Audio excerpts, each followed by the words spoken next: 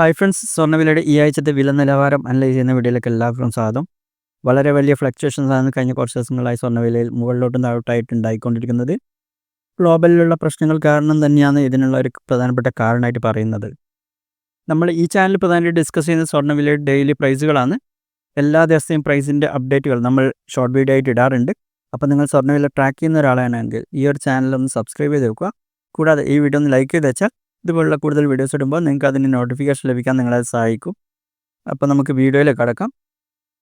കഴിഞ്ഞ തിങ്കളാഴ്ച 28-ാം തീയതി സ്റ്റാർട്ട് ചെയ്തത് 71,520 രൂപയിലായിരുന്നു. ഒരു പവൻ്റെ വിലയാണ് നമ്മൾ പറയുന്നത്, അതായത് 8 ഗ്രാമിൻ്റെ വില 22 ക്യാരറ്റിൻ്റെ. ഇനി 29-ാം തീയതി 71,840 അല്പം വർദ്ധിച്ചിരുന്നു. തൊട്ടടുത്ത ദിവസം വലിയ മാറ്റമൊന്നുമില്ലായിരുന്നു. 30-ാം തീയതിയും 71,840 തന്നെയായിരുന്നു. ഇനി മെയ് മാസം 1-ാം തീയതി നല്ല രീതിയിൽ വില കുറയുകയുണ്ടായി. 70,200 പ്രൈസ് ടച്ച് ചെയ്തത്. പിന്നീട് 2-ാം തീയതി ആയപ്പോൾ വീണ്ടും പ്രൈസ് കുറഞ്ഞു, 70,040 രൂപയായിരുന്നു. ഇനി ഇന്നത്തെ വിലയിൽ മാറ്റമൊന്നുമില്ല, ഇന്നലത്തെ സെയിം വിലയാണ്. 3-ാം തീയതി 70,040 തന്നെയാണ്. ഈ ആഴ്ചത്തെ ഏറ്റവും ഉയർന്ന വില നോക്കുകയാണെങ്കിൽ 71,840 ആയിരുന്നു. ഏറ്റവും കുറഞ്ഞ വില ഇന്നും ഇന്നലെ ആയിട്ടുള്ള 70,040 രൂപയാണ്. നെറ്റ് നോക്കുകയാണെങ്കിൽ ഈ ആഴ്ച ഒരു ഏകദേശം 1,800 രൂപയുടെ കുറവുണ്ടായിട്ടുണ്ട് ഒരു പവൻ്റെ മുകളിൽ. ഇനി സ്വർണ്ണവിലയുള്ള ഈ ഫ്ലക്ച്വേഷൻസിൻ്റെ കാരണങ്ങൾ നമ്മൾ നോക്കുകയാണെങ്കിൽ ആദ്യം നമ്മൾ മനസ്സിലാക്കേണ്ട ഒരു കാര്യം, സ്വർണ്ണവിലയുടെ വില നിയന്ത്രിക്കുന്നത് എന്താണെന്നുള്ളതാണ്.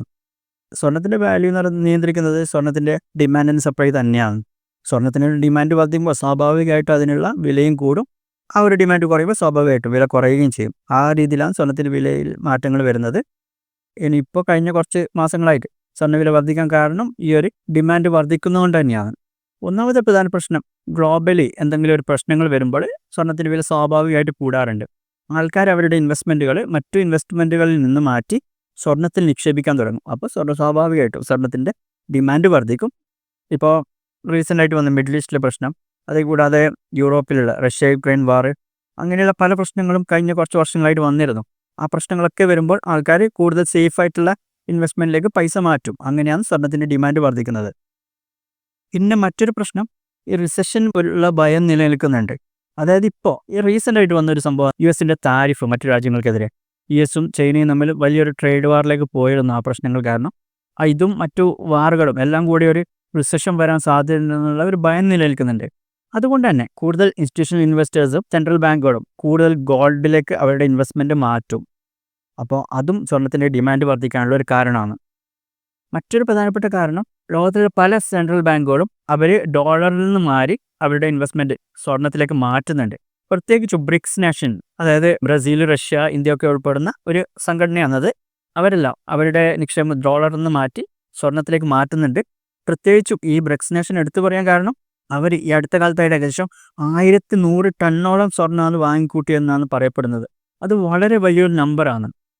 അപ്പോൾ ഈ സെൻട്രൽ ബാങ്കുകളെല്ലാം റിസർവ് കറൻസി എന്ന നിലയിൽ US ഡോളറിനെ മാറ്റി സ്വർണം കാണാനുള്ള തയ്യാറെടുപ്പിലാണ്. ഈ ബാങ്കുകളെല്ലാം കൂടി ഇന്ന് ഗ്ലോബൽ റിസർവിൻ്റെ 20% സ്വർണം കയ്യിൽ വെക്കുന്നുണ്ട്.